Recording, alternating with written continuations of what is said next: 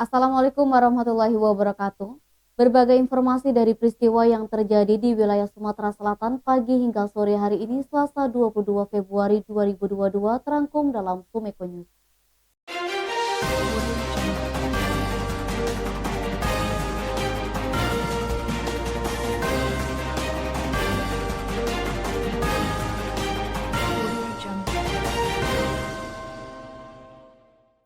Sedikitnya 7 unit toko dan 12 los sayur di Pasar Tanjung Raja, Kabupaten Ogan Ilir Sumsel ludes dilalap si jago merah. Sekitar pukul 00.05 waktu Indonesia Barat tadi malam Selasa 22 Februari. Kapolsek Tanjung Raja Ibtu Joko Edi Santoso mengungkapkan, untuk sumber api pihaknya belum mengetahui secara jelas. Saat ini pihaknya masih melakukan penyelidikan terkait penyebab kebakaran di Pasar Tanjung Raja. Terpisah, pelaksana tugas Kepala Dinas Pemadam Kebakaran dan Penyelamatan Kabupaten Ogan Ilir Dasri Jaya mengatakan, pihaknya menurunkan 2 unit mobil damkar untuk membantu memadamkan api. Api berhasil dipadamkan 2 jam setelah kejadian atau sekitar pukul 2.00 waktu Indonesia Barat dengan menggunakan 2 unit mobil damkar dan 1 unit mobil pemadam BPBD dari Kabupaten OI, serta bantuan dari masyarakat dan personil Polsek Tanjung Raja. Dari kejadian ini, kerugian materi toko beserta isi ditaksir sebesar 1 miliar. Saat ini Pemkab Ogan Ilir melalui Dinas Perindustrian, Perdagangan, Koperasi dan UKM Kabupaten Ogan Ilir sudah meninjau lokasi. Eti, Sumeko TV melaporkan. Terbukti korupsi dana desa senilai 573 juta, 2 terdakwa mantan Kades serta bendahara Desa Banjarnegara Kabupaten Lahat bernama Suldan Helmi serta Jaka Batara divonis Majelis Hakim Tipikor Palembang 4 dan 5 tahun penjara.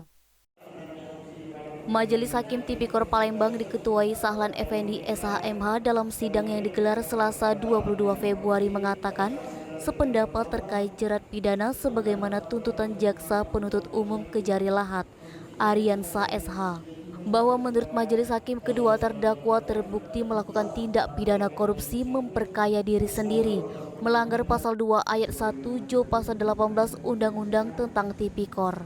Menghukum para terdakwa dengan pidana penjara masing-masing untuk terdakwa Jaka Batara selama 4 tahun dan Suldan Helmi 5 tahun dengan denda masing-masing sebesar 200 juta subsider 2 bulan kurungan.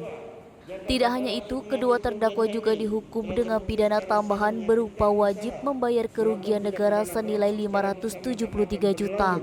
Dengan ketentuan apabila tidak sanggup dibayar, maka diganti dengan pidana tambahan masing-masing selama 1 tahun penjara. Hal yang memberatkan menurut Majelis Hakim bahwa perbuatan terdakwa selaku perangkat desa tidak mencerminkan contoh yang baik bagi warga masyarakat di Desa Banjarnegara, Kabupaten Lahat. Vonis yang dijatuhkan tersebut sedikit lebih rendah dari tuntutan JPU, di mana pada persidangan sebelumnya meminta agar keduanya dapat dipidana penjara masing-masing selama 5 dan 6 tahun penjara.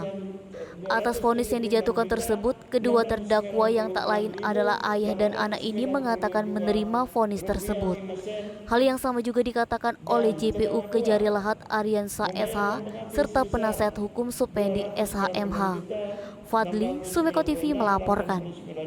Paguyuban Jawa Timur yang tergabung dalam Perhimpunan Seni dan Budaya Jarangkepang mengusulkan dan menobatkan Sekretaris Daerah Kota Palembang Ratu Dewa sebagai Dewan Penasehat di Sumsel. Dia berjanji akan memegang dan menjalankan amanah yang diberikan sebagai penasehat Pejakep Jatim Sumsel. Ratu Dewa mengajak paguyuban Jatim Pejakep agar tetap mematuhi protokol kesehatan dalam kegiatan apapun.